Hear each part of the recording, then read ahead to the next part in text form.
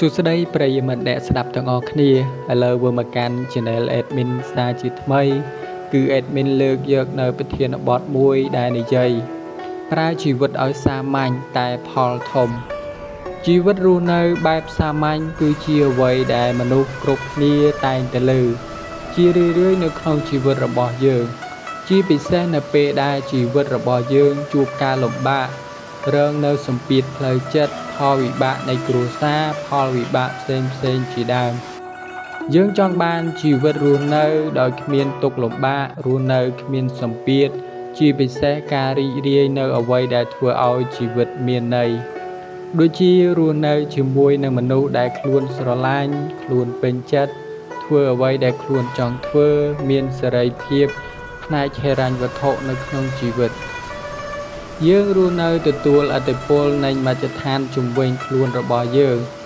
ចង់ឬមិនចង់វាពិតជាបានបង្រៀនយើងនិងបានជះឥទ្ធិពលមកលើគំនិតនិងជីវិតប្រចាំថ្ងៃរបស់យើងរួចស្រេចទៅហើយបច្ចុប្បន្នសម័យបច្ចេកវិទ្យាអ៊ីនធឺណិតប្រព័ន្ធផ្សព្វផ្សាយសង្គមផ្សេងលំហូរនៃព័ត៌មាននៅក្នុងជីវិតរស់នៅរបស់យើងតាមរយៈការលេង Facebook YouTube TikTok ធ្វើឲ្យការគិតរបស់យើងមានការផ្លាស់ប្ដូរចង់ធ្វើតាម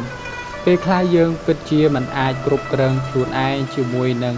បរិបទនៃសង្គមជាឥទ្ធិពលទាំងនោះឥទ្ធិពលព័ត៌មានទាំងនោះផលវិជ្ជមាននិងអវិជ្ជមានសម្រាប់ការរស់នៅរបស់យើងបើយើងទទួលបានប្រព័ន្ធព័ត៌មានល្អវាជាឥទ្ធិពលវិជ្ជមានដល់ការរស់នៅធ្វើឲ្យជីវិតរបស់យើងនិងការរស់នៅមានភាពវិជ្ជមានជានិច្ចផ្ទុយទៅវិញការផលិតមាតិកាដែលមិនល្អវាជាឥទ្ធិពលអវិជ្ជមានដល់ការរស់នៅរបស់យើងផ្ដល់នូវជំងឺផ្លូវចិត្តស្មុគស្មាញនៅក្នុងជីវិតមើលខ្លួនឯងមិនល្អដូចគេពិភពលោកពោពេញទៅដោយភាពស្មុគស្មាញជាដរាបមនុស្សមួយចំនួនបានចំណាយពេលវេលាយ៉ាងច្រើនទៅលើទំព័រ Facebook ដោយមើលទៅលើជីវិតរបស់អ្នកដទៃមួយទៀតគឺបានចំណាយពេលវេលាច្រើនដោយមិនដឹងខ្លួនធ្វើឲ្យពួកគេទាំងនោះបាត់បង់ពេលវេលាដោយមិនដឹងខ្លួនរឿងខ្លះវាក៏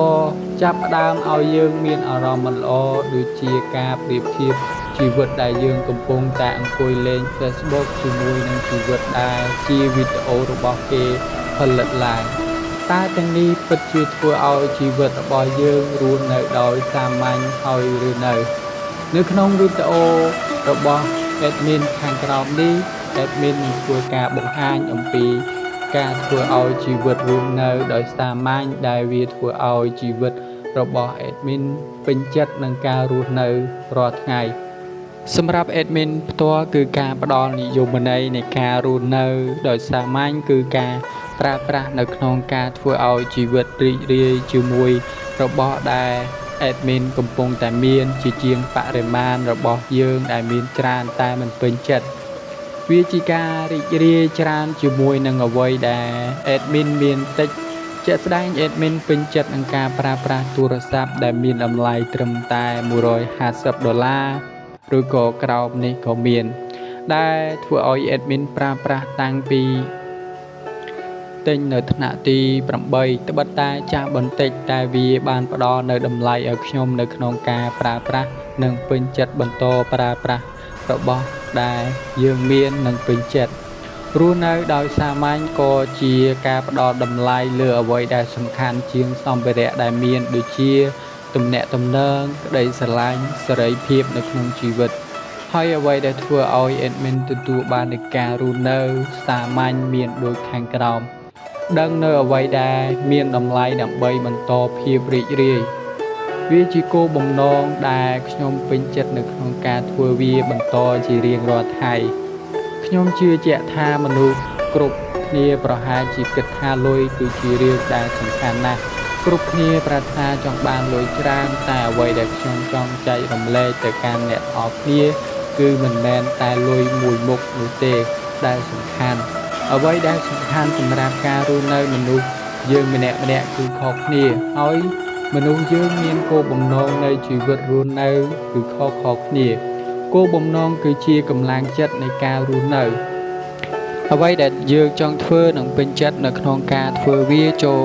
បន្តធ្វើវាទៅមុខទៀតទៅសម្រាប់ admin អ្វីដែលធ្វើឲ្យ admin ភ្ញាក់ពីព្រឹកនៅម៉ោង 5 គឺដើម្បីសុខភាពការដើរនៅពេលព្រឹកព្រលឹមធ្វើឲ្យរាងកាយរបស់ខ្ញុំមានសុខភាពល្អហើយក៏ទទួលបានគំនិតថ្មីពេលព្រឹកនោះផងដែរពេលព្រឹកគឺធ្វើឲ្យមានអារម្មណ៍ស្រស់ស្រាយល្អចូលកុំឲ្យជីវិតរស់នៅជាទាសស្គរនៃលុយចូលទទួលយកត្រឹមកម្រិតណាមួយដែលធ្វើឲ្យជីវិតរបស់អ្នកពេញចិត្តនិងប្រើប្រាស់ជាមធ្យោបាយដើម្បីរីករាយនៅក្នុងជីវិតរបស់អ្នក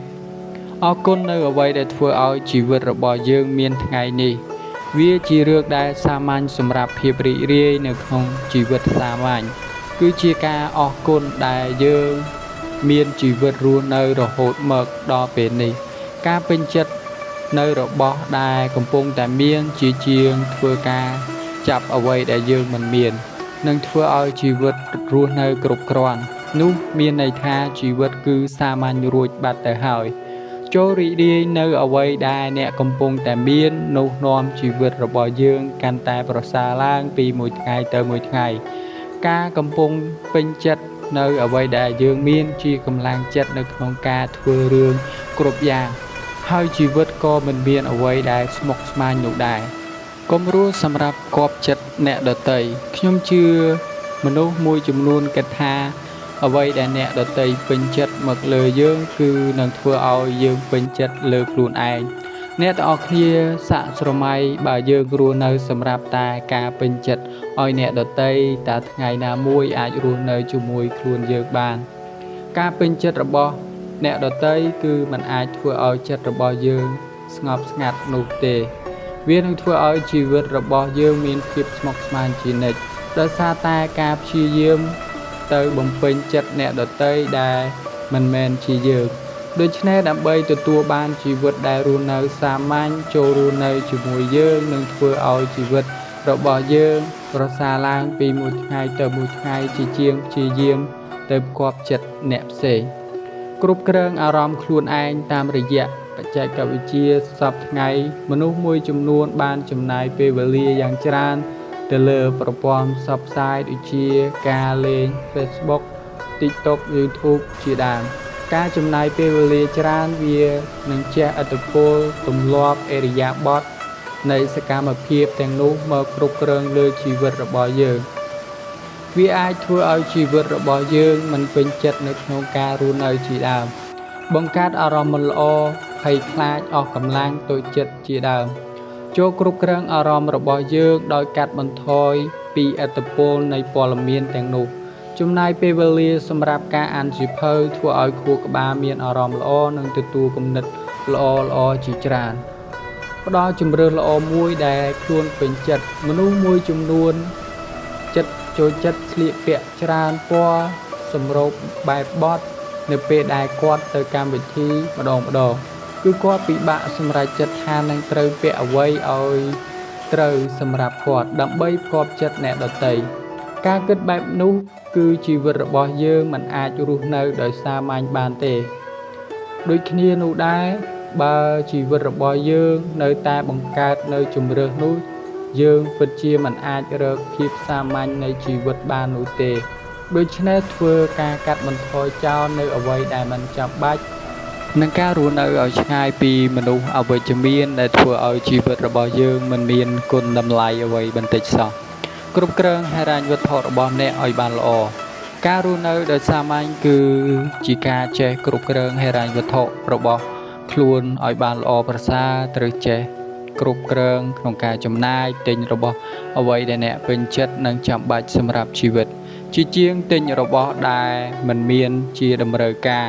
បន្ថែមការសន្សំជាទម្លាប់នឹងធ្វើឲ្យជីវិតអ្នកមានលុយសម្រាប់ប្រើប្រាស់នៅថ្ងៃអនាគតគ្រប់គ្រាន់ប្រុងប្រយ័ត្នទៅលើការប្រើប្រាស់បំណុលជាពិសេសបំណុលមិនល្អដែលនាំឲ្យជីវិតយើងកាន់តែចំណាយនិងជាបន្ទុកកាន់តែធ្ងន់លើការរស់នៅរបស់យើងដូច្នេះជីវិតដែលសាមញ្ញគឺដឹងនៅគោលបំណងនៃការរស់នៅពេញចិត្តរបស់ដែលយើងមានរស់នៅជាខ្លួនយើងភាពរីករាយលូតលាស់ប្រចាំថ្ងៃចេះគ្រប់គ្រង នៅអារម្មណ៍របស់ខ្លួនឯងប្រើប្រាស់នៅរបស់ណាដែលចាំបាច់និងមានន័យសម្រាប់ការរស់នៅនិងការគ្រប់គ្រងហិរញ្ញវត្ថុឲ្យបានល្អប្រសើរដឹងពីរបៀបនៃការចាយវាយត្រឹមត្រូវទិញរបស់ដែលគួរទិញនិងសំខាន់សម្រាប់ការរស់នៅនិងមានតម្លៃជាពិសេសការសន្សំនិងការគ្រប់គ្រងបំណុលឲ្យបានល្អគឺជាកូនសោរធ្វើឲ្យជីវិតរស់នៅដោយសាមញ្ញបំផុត